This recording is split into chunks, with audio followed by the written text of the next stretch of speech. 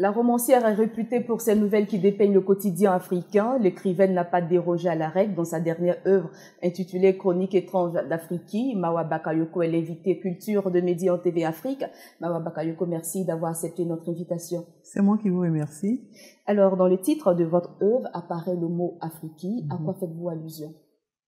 Afrique, je dirais, c'est l'Afrique réelle, mais c'est également ce monde imaginaire avec ma culture, avec la culture de toute l'Afrique, avec l'aire géographique de l'Afrique, avec le village, avec les campements, avec mon ressenti. Et donc, ça pourrait même, je dirais, être un cri de guerre pour moi, un cri de combat. Lorsque je dis Afrique, ça me permet de me libérer. Donc, Afrique, c'est, je dirais, une appellation que j'ai adoptée depuis un certain moment, depuis que je me suis mise à l'écriture. Alors, un ouvrage intitulé Chroniques étranges d'Afrique, qu'est-ce que vous voulez faire sortir au travers de ce recueil? Je suis toujours dans mon tempo, je suis toujours dans l'Afrique. C'est toujours de l'Afrique qu'il est question, donc il est question dedans.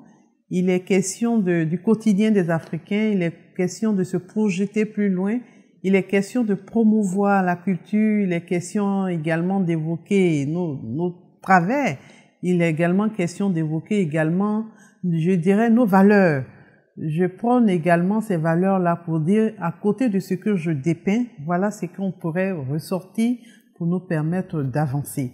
Donc, c'est vraiment un tout qui se retrouve dans cet ouvrage. Alors, un tout qui se retrouve dans cet ouvrage, il s'agit de quoi? Qu'est-ce qu'on a dans cet ouvrage? Chroniques étranges d'Afrique, je le dis déjà, ça marque mon retour déjà en Afrique. Mes premières œuvres ont été écrites lorsque je n'étais pas en Afrique, j'étais hors du continent. Et donc, c'est une charge émotive qui se retrouve dans cette œuvre-là. Je montre dans cette œuvre certains de nos traits. Par exemple, j'explique dans une de ces nouvelles comme ça, la nouvelle Matouré, des femmes qui se retrouvent en fin de semaine qui vont faire ce qu'on appelle en Côte d'Ivoire le travaillement. Certaines vont jusqu'à déverser 100, 200, voire le million sur des griottes. Et pourtant, à côté d'elle, il y a certainement un enfant qui ne va plus à l'école, faute de bic et de cahier. Et donc, je dis comme ça qu'il serait bon que chacun essaie de se dire qu'on peut faire quelque chose, qu'on n'attend pas forcément que les autres nous ramènent une fondation internationale, mais ces femmes qui font ce travaillement, si elles se mettaient à 2 ou 3, à elles seules, elles pourraient être déjà des fondations. Et donc, ce sont des pistes de réflexion que j'ouvre à travers ces nouvelles pour dire à tout un chacun, attention, nous avons une culture que nous devons défendre, mais en même temps, la culture s'adapte à nos réalités. Déverser autant d'argent sur les griots, alors que nous avons nos réalités. Vous avez aujourd'hui l'école qui coûte cher, vous avez aujourd'hui des salaires qui ne suivent pas souvent je dirais, le pouvoir d'achat. Alors, aller déverser autant d'argent sur des griots, bon, je dis non. Et en même temps, je dis non également je dirais un peu à cette manière de gestion des nobles par les griots. Parce que, à quoi on assiste aujourd'hui? Il y a pratiquement plus de chansons. Impossible pour un griot de remonter même à une filiation de celle dont elle est censée dire le nom. Impossible de dire le nom de la mère. Alors, à quel titre on devrait leur déverser autant d'argent? Parce que le travail fourni n'est même pas à la hauteur. Mais en plus de ça, la société dans laquelle nous sommes a besoin de ces sous pour avancer. Et donc, c'est des situations comme ça que je dénonce pour dire, attention, il y a quelque chose à faire. À côté de ce travaillement, comme on le dit ici en Côte d'Ivoire, vous évoquez aussi le maraboutage, la cupidité et d'autres tares encore de tout à fait. Notre société. Le maraboutage, il y a plusieurs nouvelles dans lesquelles on se retrouve avec le maraboutage. C'est dommage, hein, mais le maraboutage, je l'appelle souvent l'ascenseur social débridé. Et beaucoup l'empruntent. Certains l'empruntent pour se retrouver souvent DG, je dirais même ministre. Ils n'ont ni le coffre, ils n'ont ni les diplômes, ils n'ont ni la capacité, encore moins le psychique pour diriger un tel poste. Et pourtant, ils y sont. On peut croire ou ne pas croire, mais en Afrique. Et avec les derniers événements qui se sont passés, cet enfant, je ne dirais pas le nom pour ne pas faire ressortir encore des douleurs, a été tué parce que simplement quelqu'un voulait devenir riche. C'est cet attenteur débridé-là. Je dénonce pour dire non, il n'est pas question qu'on puisse, pour continuer dans cette voie, utiliser ces marabouts pour atteindre ces sommets.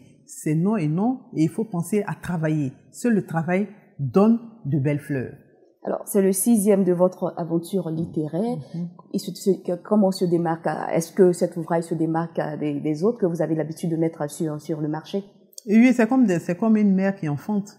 Tu as toujours quelque chose que tu ressens pour un enfant. Et ce nouveau bébé, je le disais un peu tantôt, je vais peut-être me répéter, ce nouveau bébé marque mon retour en Afrique. Mes 5 autres œuvres ont été écrites quand j'étais hors du pays. Et donc, j'y ai mis, je dirais, tout mon ressenti de retour, j'y ai mis toute cette affection que j'ai pour ma terre natale pour dire je suis de retour, mais attention, on continue le combat, il faut aller jusqu'au bout, il faut changer les mentalités. Et je le répète souvent, on ne pourra pas continuer de faire l'économie du changement qualitatif de nos mentalités. Il faut que ça suive la mondialisation et nous ne pouvons pas rester en traîne. Et nous avons des valeurs, ces valeurs dans nos cultures, toutes nos cultures ont des valeurs et des valeurs extraordinaires. Il suffit de regarder de près et on va se rendre compte que ces valeurs-là peuvent nous propulser au loin. Nous avons aujourd'hui des nations qui ont avancé parce qu'ils sont restés, je dirais, connectés à leurs valeurs. Et nous avons ces cultures, ces valeurs dans nos traditions qui peuvent nous faire avancer. C'est un recueil de 25 nouvelles, dans un style qui vous est propre. Qu'est-ce que vous attendez concrètement de l'Afrique et des Africains à travers toute cette dérive que vous décriez? J'attends qu'on fasse enfin ce sursaut. Et ce sursaut, je suis optimiste. Je le dis, je suis afro-optimiste. Je vois souvent quelqu'un qui te crée une capsule de café, pas des jeunes Africains, quelqu'un qui invente une voiture avec pratiquement des matériaux qui ne sont pas fabriqués. Là, je dis qu'il y a de l'espoir. Il y a de l'espoir et j'entends que ces jeunes aujourd'hui qui s'éveillent, nous avons une population très jeune et une population très jeune qui a vraiment de la jugeote. C'est vrai qu'il y a certains qui, souvent je dis le broutage, c'est un accident de parcours pour certains qui n'ont pas compris, mais à côté de cela, nous avons des cerveaux qui émergent et j'ai fort l'espoir que ceux-là peuvent nous propulser plus loin. Alors, malgré les critiques que vous formulez contre l'Afrique, est-ce que vous avez aussi des motifs de satisfaction ou des indices de satisfaction? Oui. Cette jeunesse, elle prend conscience. Quand vous les accompagnez, vous avez aujourd'hui des sociétés qui se créent par des jeunes avec une créativité incroyable.